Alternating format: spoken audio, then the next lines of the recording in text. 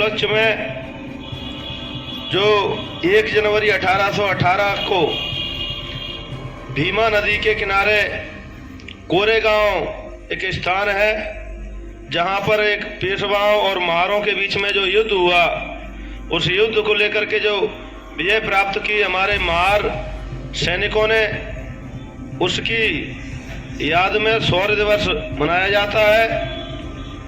साथियों, शौर्य दिवस पर हमारे सीनियर हमको मार्गदर्शन देने वाले हमारे नेता मान्यवर खेमराज नेक साहब ने आपको विस्तार से सारी कुछ बातें बताई गई हैं। इसी के साथ में आज हमारा एक और आज़ाद समाज पार्टी भीम आर्मी संयुक्त तत्वाधान में जो सामाजिक न्याय यात्रा का संचालन है, जो 1 तारीख से लेकर के 5 तारीख तक किया जाएगा, इसी कड़ी में उसको भी हम आगे बढ़ाने के लिए इधर कार्यक्रम कर रहे हैं। तो साथियों, जो सामाजिक न्याय यात्रा है, मैं सिर्फ इसी पर बात रख करके अपनी बात खत्म करूंगा कि जो सामाजिक न्याय यात्रा हम लोग निकाल रहे हैं चंद्रशेखर भैया के आदेश पर, पूरे देश में हम लोग इस यात्रा को निकालेंगे।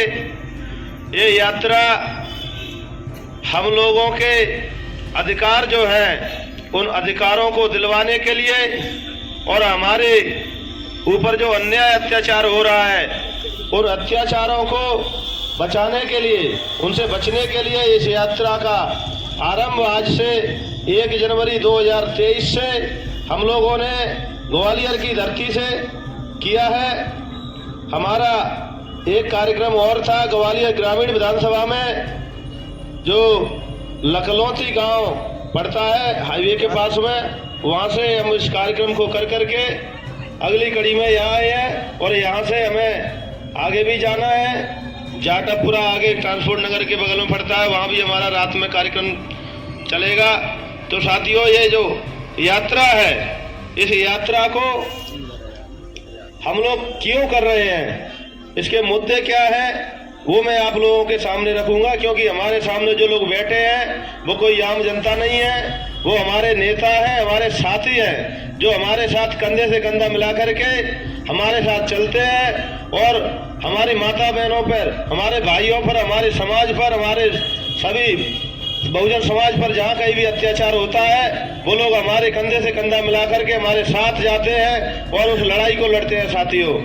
तो साथियों, नंबर 1, देश में जातिगत जनगणना कराई जाए, ये हमारे सामाजिक न्याय यात्रा का मुद्दा है। देश में सरकार में विदेश सरकार से प्रमोशन में आरक्षण कानून बनवाने हेतु संविधान की प्रस्तावना से सेकुलर एवं सोशलिस्ट शब्द हटाने षड्यंत्र के खिलाफ कमजोर वर्ग के लोगों पर प्रशासन के द्वारा झूठे मुकदमे दर्ज कराने के खिलाफ आरक्षण को संविधान की 9वीं सूची में शामिल करवाने हेतु केंद्र व राज्य सरकारों से आर्थिक बराबरी का कानून लागू करवाने हेतु SC/ST एक्ट के तहत मृतक परिवार के दी जाने वाली क्षतिपूर्ति राशि 30 लाख बढ़ाकर 30 लाख करवाने हेतु मनरेगा की दैनिक मजदूरी को बढ़ाकर के न्यूनतम 700 रुपए प्रतिदिन करवाने हेतु शिक्षा का राष्ट्रीयकरण करके सर्वनाश रुकवाने हेतु मध्य प्रदेश सरकार के शासकीय महाविद्यालयों में चुनाव प्रक्रिया बहाल कराई जाए। अमानवीय, असहनीय, हृदय विदारक अत्याचारों पर हमेशा के लिए रोक लगवाने हेतु निजीकरण के नाम पर सरकारी प्रतिष्ठानों को बेचने के खिलाफ निजीकरण के सहारे आरक्षण समाप्त करने के षड्यंत्र के खिलाफ OBC की जातिगत जनगणना तथा OBC का 27% आरक्षण लागू कराए जाने के हेतु SC/ST एक्ट, OBC, मुस्लिम अल्पसंख्यक व बहन बेटियों बच्चों पर हो रहे अन्याय अत्याचार के खिलाफ बेकसूर लोगों को घरों पर प्रशासन के द्वारा मकान तोड़ने के लिए बुलडोजर के खिलाफ गरीबी रेखा से नीचे आने वाले परिवारों को GST से मुक्त कराने हेतु साथियों, भारत में आज आरक्षित वर्ग का हित, जरूरत एवं तकलीफों को ध्यान में रखकर आवश्यक ज्वलंत मुद्दों को लेकर के माननीय एडवोकेट चंद्रशेखर आजाद जी ने ये जो सामाजिक न्याय यात्रा का आगाज किया है साथियों, इसलिए हम लोगों को ये जो पर्चा हम लोगों ने बनाया है, इस पर्चे को लेकर के गांव-गांव, गली-गली, मोहल्ले में, घर-घर जाकर के अपनी पार्टी की विचारधारा, संगठन की विचारधारा एवं महापुरुषों की विचारधारा को बताने का काम हम लोग करेंगे। भीमा कोरेगांव का युद्ध नहीं था, वो एक जुनून था। वो एक ऐसा जुनून था, जो युद्ध था वो मराठाओं से नहीं था, ना पेशवाओं से था। वो युद्ध तो एक हांडी से था। वो युद्ध वो झाड़ू से था। वो युद्ध वो अछूतता की प्रथा से था। वो युद्ध छुआछूत से था। वो युद्ध असमानता से था। वह युद्ध न्याय और अन्याय के बीच था। जो युद्ध हुआ था वो न्याय और अन्याय के बीच था। 500 आदमी 28,000 आदमियों से नहीं लड़ सकते। अभी सोशल मीडिया पर एक फोटो वायरल हो रहा है, आप देख रहे होंगे कि भाइयों, एक व्यक्ति ने 8,000 व्यक्ति को मार दिया था, जिसका वजन 270 किलो, 11 फुट का वो व्यक्ति जो महार जाति का योद्धा था। आप सोशल मीडिया पर देख रहे होंगे, बहुत ज्यादा वायरल हो रहा है वो फोटो, आज के दिन बहुत वायरल हो रहा है। तो उस व्यक्ति ने 8,000 आदमियों को अकेले ने मार दिया था। ऐसे बलशाली हमारी समाज में ऐसे योद्धा हुए।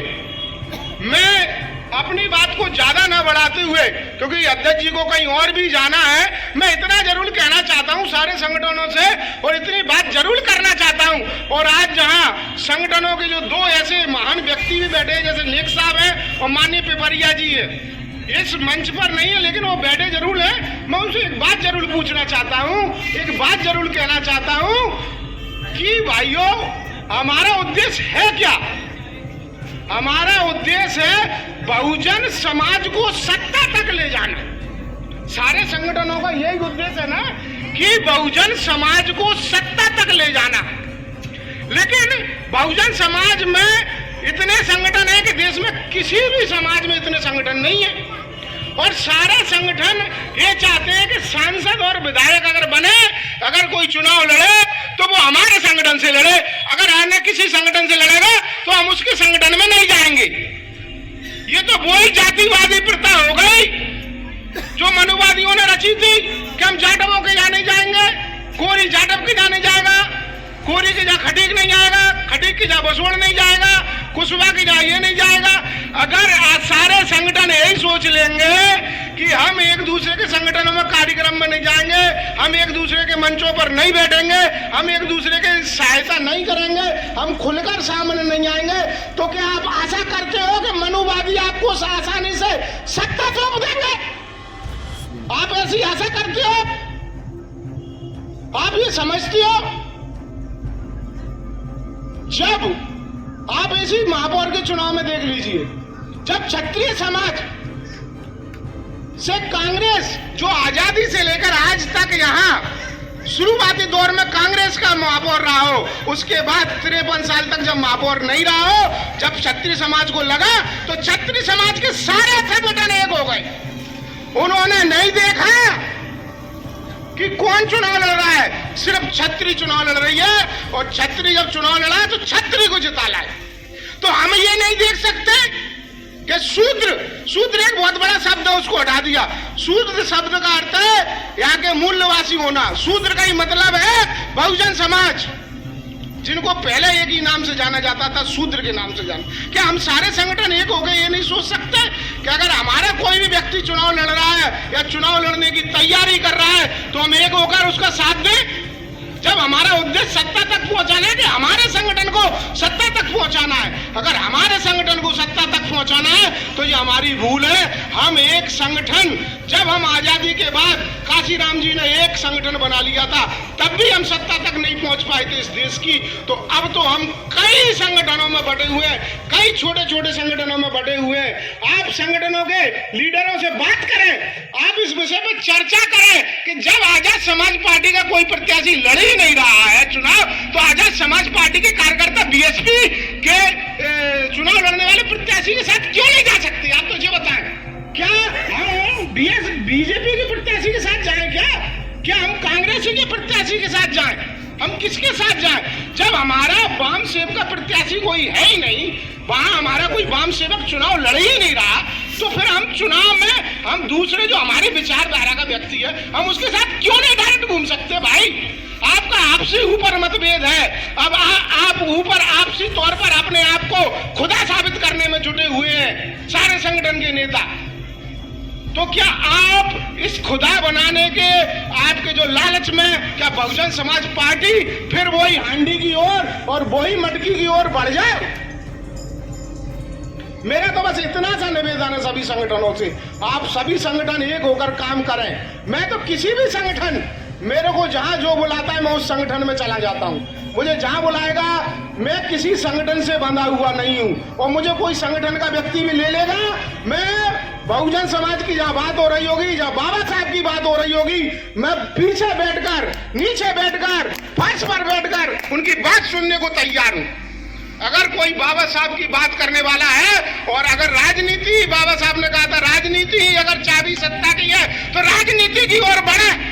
आप तय करें कि भाई इस विधानसभा से वाम सेवक लड़ेगा, इससे बहुजन का लड़ेगा, तो इससे आजाद समाज पार्टी का लड़ेगा। ये आप नेताओं को तय करना है।